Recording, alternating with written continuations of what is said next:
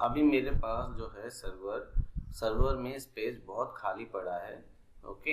And मैं नया हूँ, मुझे डेटाबेस के बारे में कुछ पता नहीं है। ओके। मैं एज ए मैनेजर मैं आपको बोलता हूँ, मुझे डेटाबेस का मतलब सिक्योरिटी अधिक तौर पे बिल्ड करना है एंड मुझे डेटाबेस का मॉडल डिज़ाइन करना है।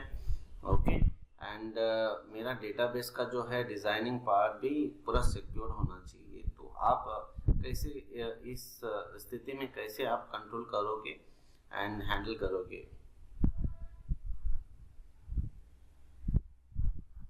अच्छा सवाल है और बहुत ही प्रैक्टिकल सिनेरियो भी है। चलिए इसे एक इंटरव्यू स्टाइल भी समझते हैं। सबसे पहले जब आप कहते हैं कि सर्वर में भी काफी स्पेस खाली है, तो इसका मतलब है कि हमारे पास भी स्केलेबिलिटी का अच्छा मौका है। लेकिन आपका मुख्य लक्ष्य है डेटाबेस सिक्योरिटी और डिजाइन को मजबूत बनाना। इस पर मैं कुछ स्टेप्स लूंगा। सिक्योरिटी बेसलाइन सेटअप, सबसे पहले मैं ये सुनिश्चित करूंगा कि सारे यूजर एक्सेस कंट्रोल सही तरह से डिफाइन हो। मतलब किसको कौन सी टेबल या डेटा एक्सेस करने की अनुमति है वो पूरी तरह क्लियर हो। एन्क्रिप्शन और ऑडिट लॉग्स, मैं डेटा एन्क्रिप्शन को एनेबल करूंगा ताकि डेटा ट्रांजिट और रेस्ट में सुरक्षित रहे। साथ ही ऑडिट लॉग्स को चालू रखूंगा ताकि हर एक्टिविटी का रिकॉर्ड रहे। मॉडल डिजाइन और नॉर्मलाइजेशन, जहां तक डिजाइन की बात है मैं यह सुनिश्चित करूंगा कि डेटाबेस का मॉडल अच्छी तरह नॉर्मलाइज हो। इससे डेटा रिडंडेंसी कम होगी और परफॉर्मेंस बेहतर होगा। Row based access control and permission, मैं row based access control RBAC लागू करके अलग अलग यूजर्स के लिए अलग अलग कमांड क्या करूंगा।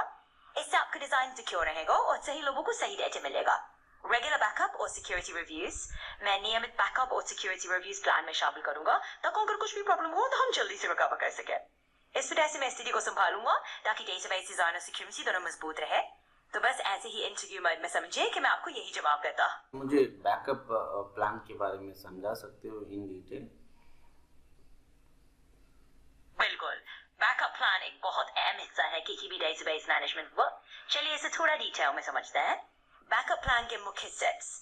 फर्स्ट, बैकअप फ्रीक्वेंसी और स्केड्यूल। सबसे पहले हम ये तय करते हैं कि हमें कितनी बार बैकअप लेना है, रोजाना, हफ्ते में एक बार या महीने में एक बार। मिशन क्रिटिकल सिस्टम्स के लिए ज्यादा फ्रीक्वेंट बैकअप जरूरी होता है। सेकंड टाइप्स, फुल, डिफरेंशियल और ट्रांजैक्शन लॉग। फुल बैकअप पूरे डेटाबेस का बैकअप लेता है। डिफरेंशियल बैकअप सिर्फ उन बदलावों का बैकअप लेता है जो लास्ट फुल बैकअप के बाद हुआ है। ट्रांजैक्शन लॉग बैकअप ये लगातार चेंजेस को कैप्चर करता है जिससे आप किसी भी पॉइंट इन टाइम पर रिस्टोर कर सकते हैं। थर्ड, स्टोरेज लोकेशन और रिडंडेंसी। बैकअप सिर्फ उसी सर्वर पर नहीं रखना चाहिए, इसे क्लाउड स्टोरेज जैसे Azure ब्लॉब स्टोरेज या एक्सटर्नल ट्रैक्स में रखना चाहिए ताकि डेटा लॉस से बचा जा सके। बैकअप टेस्टिंग और वेरिफिकेशन, सिर्फ बैकअप लेना ही नहीं बल्कि उसे टेस्ट और वेरीफाई करना भी जरूरी है। हम time to time restore drills करेंगे ताकि यकीन हो कि बैकअप सही तो काम कर रहा है। तो इस तरह स्ट्रक्चर बैकअप प्लान हमें डेटा की सेफ्टी और बिजनेस कंटिन्यूटी दोनों में मदद करेगा। आशा है कि ये इंटरव्यू की कॉन्टेक्स्ट में आपके सवाल का जवाब मिल गया। बैकअप के टाइप भी होते हैं, राइट? बैकअप के टाइप क्या आप समझा सकते हो? आपने तो 3 टाइप के बैकअप बताए, बट यूजुअली डेटाबेस बैकअप का काफ़ी टाइप्स है, राइट? क्या आप समझा सकते हो? हाँ, बिल्कुल समझा सकता हूँ। डेटाबेस बैकअप के कई अलग अलग प्रकार होते हैं और हर एक का अपना एक खास पर्पस होता है। अलग अलग बैकअप टाइप्स, इसमें पूरा का पूरा डेटाबेस बैकअप में कैप्चर होता है। ये सबसे बेसिक और सबसे कॉम्प्रिहेंसिव तरीका है। डिफरेंशियल बैकअप ये सिर्फ उन बदलावों को स्टोर करता है जो आखिरी फुल बैकअप के बाद हुए हैं। इससे रिस्टोर करते समय टाइम और स्टोरेज दोनों बचते हैं। ट्रांजैक्शन लॉग बैकअप ये हर छोटी बड़ी ट्रांजैक्शन का लॉग बैकअप करता है।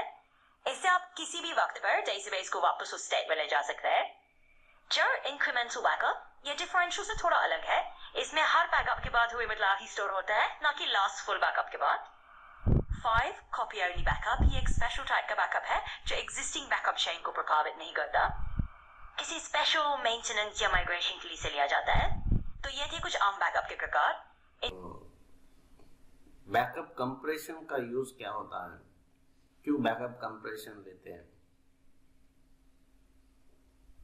बिल्कुल मोहम्मद, बैकअप कंप्रेशन बहुत ही काम की चीज है और इसका इस्तेमाल इसलिए करते हैं ताकि आपकी बैकअप फाइलें छोटी हो जाए।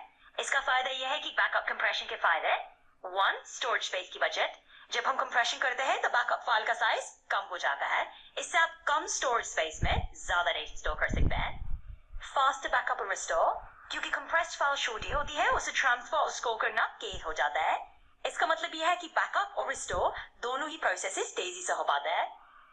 कॉस्ट एफिशिएंसी, कम स्टोरेज का मतलब है कम लागत।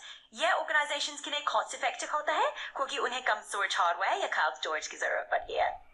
तो कुल मिलाकर बैकअप कंप्रेशन एक बहुत अच्छा तरीका है स्पेस, समय और लागत सबको बचाने का।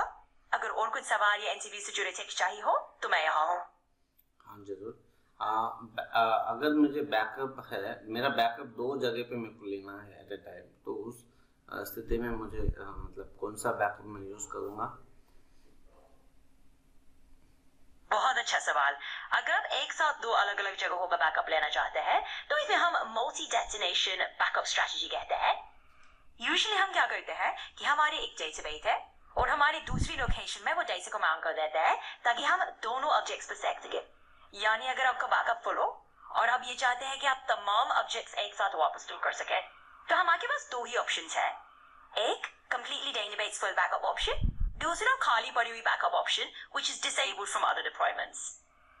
जैसे आप अगर अगले महीने में एग्जाम में दूसरा बैकअप ले तो उसे हम रख सकेंगे अपने कस्टोडियन में रखे। उसे हो गया हमारे on demand file servers backups मिलेंगे। बैकअप कंप्रेशन का फायदा यह है कि हमारे बैकअप क्लाउड सर्वर या एक्सटर्नल डिवाइसेस दोनों खोलते हैं। तो अगर आप ये स्पेसिफिक सिचुएशन को सोचने के लिए जाए तो मैं यही कहूंगा कि आप चाहे तो हमेशा तकलीफ के लिए बैकअप कंप्रेशन कर सकते हैं, या फिर आप काम करें इस पर से, या सिर्फ 2 ही जगह ही बैकअप ले सकते हैं और एक साथ उनको माइग्रेट भी कर सकते हैं। अच्छा, और मुझे बैकअप मुझे वेरीफाई करना है। ओके, बैकअप के टाइम में ही मुझे चेक करना है ये बैकअप करेक्ट है, एक्यूरेट है, ताकि मैं इंश्योर कर सकूं कुछ डिजास्टर हो तो मैं डेटाबेस का बैकअप मेरे पास मेरा बहुत सिक्योर है, ताकि रिस्टोरेशन के लिए मेरा ये बहुत काम आएगा और मैं चिंतित रहूंगा।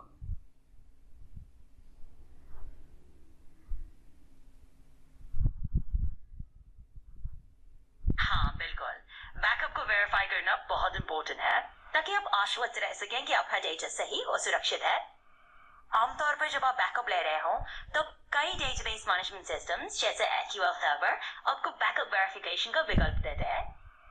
बैकअप वेरिफिकेशन के steps: first, backup completion check. सबसे पहले ऑटोमेटेड टूल्स या स्क्रिप्ट्स का इस्तेमाल करके यह सुनिश्चित करें कि जो बैकअप आपने लिया है वो पूरा हुआ है और कोई एरर नहीं है। Restore testing in a safe environment. एक अलग टेस्ट एनवायरनमेंट में उस बैकअप को रिस्टोर करके देखें, इससे आपको पता चल जाएगा कि बैकअप सही तरीके से काम कर रहा है नहीं। काफी डेटाबेस टूल्स में कंसिस्टेंसी चेक ऑप्शन होते हैं जैसे डीबीसीसी चेक डीबी, जिनसे आप ये देख सकते हैं कि डेटा करप्ट तो नहीं है। तो इंटरव्यू में आप ये बता सकते हैं कि बैकअप वेरिफिकेशन के लिए आप इन स्टेप्स का इस्तेमाल करेंगे। इससे इंटरव्यू का आपका अप्रोच काफी प्रोफेशनल और थॉरो लगेगा। अच्छा, और अगर मेरा बैकअप है, मतलब बैकअप में क्या क्या क्या इंफॉर्मेशन स्टोर होता है ताकि वो रिस्टोरेशन के टाइम पे काम आए? बैकअप का भी कुछ फॉर्मेट होगा राइट? कैसे स्टोर करता है? हाँ बिल्कुल सही कहा आपने। बैकअप के फॉर्मेट्स और उसमें स्टोर होने वाली जानकारी बहुत अहम होती है। चलिए इसे थोड़ा समझते हैं। बैकअप फॉर्मेट में क्या क्या स्टोर होता है? डेटाबेस की संरचना, इसमें टेबल्स, इंडेक्सेस, स्टोर प्रोसीजर्स जैसी सारी स्कीमा की जानकारी रहती है ताकि आप डेटाबेस को उसी रूप में रिस्टोर कर सके। गेजर, आपके सारे रिकॉर्ड्स यानी जो भी डेटाबेस टेबल्स में है वो बैकअप में कैप्चर होता है। सिक्योरिटी और परमिशन सेटिंग्स, अक्सर बैकअप में लॉगिन, यूजर परमिशंस जैसी जानकारी भी स्टोर हो जाती है ताकि वो स्टोर के बाद भी ये सारी सेटिंग्स बनी रहे। लॉग फाइल्स अगर शामिल की गई हो, ट्रांजैक्शन लॉग्स या अन्य लॉग्स जो आपको पॉइंट इन टाइम रिस्टोर करने में मदद करते हैं। हर डेटाबेस बैकअप का एक फॉर्मेट होता है